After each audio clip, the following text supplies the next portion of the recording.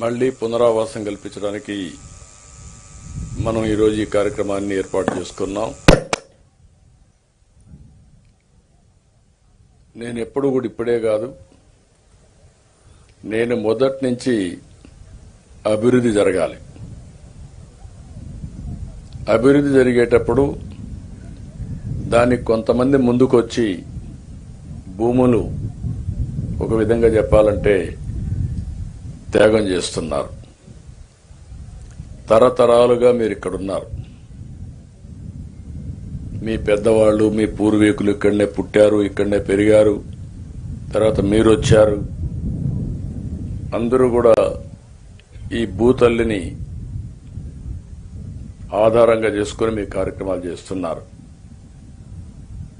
అయితే ఇక్కడ మనందరం ఒక విషయం గుర్తుపెట్టుకోవాలి. ఈరోజు ఒక చరిత్ర మీరందరూ గుర్తుపెట్టుకోవాల్సింది, వెలుగొండ ప్రాజెక్టు ద్వారా మీ భవిష్యత్తే కాకుండా 3 జిల్లాలు, ఒకప్పుడు 3 ఇప్పుడు 4 జిల్లాలు, ప్రకాశం జిల్లాతో కలుపుకుంటే 4 జిల్లాల యొక్క తలరాతను మార్చే ప్రాజెక్టు ఈ వెలుగొండ ప్రాజెక్టు.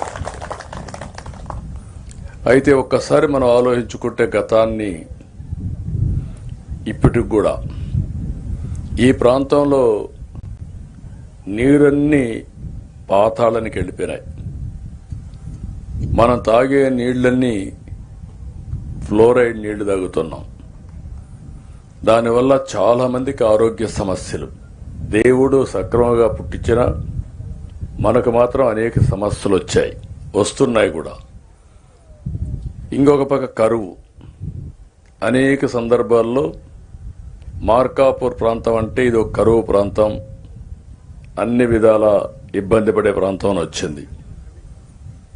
ఈరోజు ఒక్కోసారి చరిత్ర, అప్పుడప్పుడు కొంతమంది యుగ పురుషులు పుడతారు. ఒకప్పుడు కృష్ణా నదీ జలాలు ఈ ప్రాంతాలకు వస్తాయని ఎవరు కలగూడగనలేదు.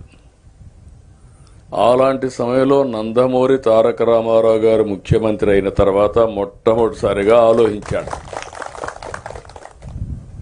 ఆలోచించి రాయలసీమకు కృష్ణా జలాలు ఎట్లివ్వాలి, ఈ మార్కాపూర్ ప్రాంతానికి కూడా నీళ్లు ఎట్లివ్వాలని ఆలోచించినటువంటి మొదటి వ్యక్తి నందమూరి తారక రామారావు గారు 1985లో. దానికి శివరామకృష్ణయ్య గారిని ఒక ఇంజనీర్ని ఆ రోజు అపాయింట్ చేశారు. ఆయన రాష్ట్రం అంతా తిరిగి, అన్ని ప్రాంతాలు తిరిగి, ఎక్కడెక్కడ నీళ్లు రావాలనో, ఏ విధంగా వస్తుందో, అప్పుడే వెలుగొండ ప్రాజెక్టు ఒకటి వస్తే బాగుంటుందని ఒక ఆలోచన చేసి ఒక రూపకల్పన చేశారు. నేను 95లో ముఖ్యమంత్రి అయ్యాను. నేను ఈ ప్రాంతానికి వస్తే మీరందరూ ఒకటే మాట అడిగేవాళ్ళు, మాకు వెలుగొండ కావాలి, వెలుగొండ కావాలని.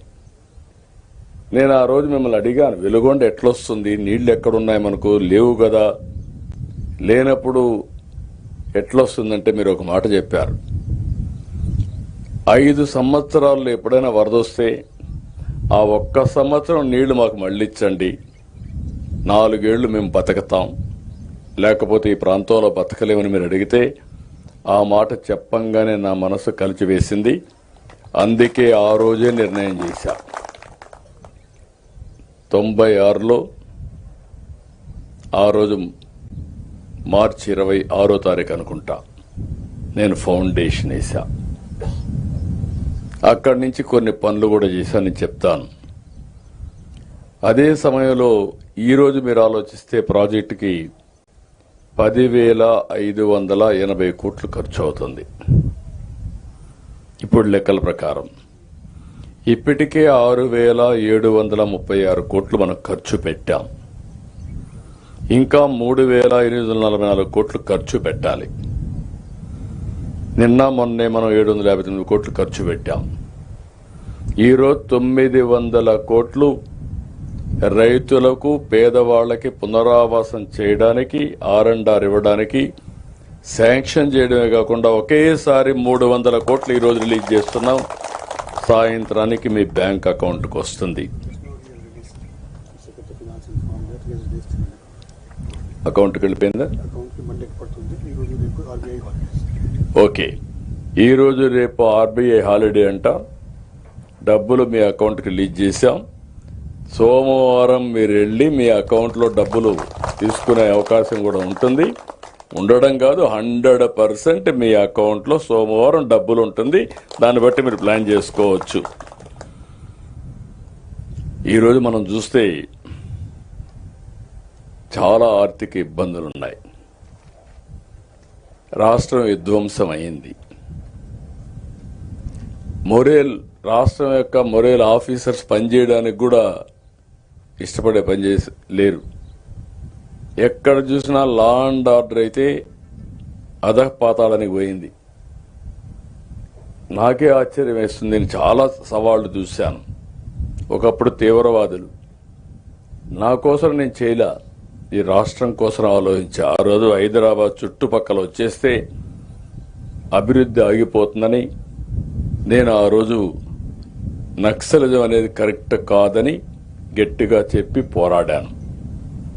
కడాన నా ప్రాణం మీదకి వస్తే కూడా లెక్క పెట్టుకోవాలా. మీరు ఆ విషయం గుర్తుపెట్టుకోవాలి. సాక్షాత్తు వెంకటేశ్వర స్వామి 23 క్లేమోర్ మైన్స్ నా మీద బ్లాస్ట్ చేస్తే నన్ను కాపాడి ప్రాణభిక్ష పెట్టింది వెంకటేశ్వర స్వామి పెట్టాడు. ఆ విధంగా బయటపడ్డాను. ఈరోజు ఆ సమస్య పరిష్కారం అయింది. 1924లో లా అండ్ ఆర్డర్ మొత్తం విచ్ఛిన్నమైపోయింది. అలాంటి పరిస్థితులు, ఒక పక్క లా అండ్ ఆర్డర్ సమస్య, ఒక పక్క 10 లక్షల కోట్ల రూపాయల అప్పులు, ఇంకొక పక్క సంక్షేమానికి కూడా ఆదాయం రాని పరిస్థితి. పెట్టుబడులు పెట్టలేదు, సంపద సృష్టించలేదు. దీనివల్ల ఆదాయం కూడా తగ్గిపోయే పరిస్థితి వస్తే అవన్నీ కరెక్ట్ చేస్తూ వచ్చాను. మీకు అందరికి ఒక మాట చెప్పాను. ఎన్ని కష్టాలున్నా సంక్షేమం, అభివృద్ధి, సుపరిపాలన ద్వారా మీకు న్యాయం చేస్తానని చెప్పి దానికి కట్టుబడి ఈ 2 ఏళ్లు పనిచేశాం. 3,844 కోట్ల రూపాయలు ఈరోజు మనం ఖర్చు పెట్టాలి. 759 కోట్లు ఖర్చు పెట్టాం. ఇంకొక పక్కన మీరు ఒకసారి చూస్తే ఫేజ్ 1 1938 కోట్లు అవుతుంది. ఫేజ్ 2 1906 కోట్లు అవుతుంది. ఈరోజు నేను వచ్చింది కూడా ఇప్పుడు రెండోసారి వచ్చాను. మా రామానాయుడు అయితే ఇక్కడే ఉంటాడు. ఒకసారి అనుకుంటే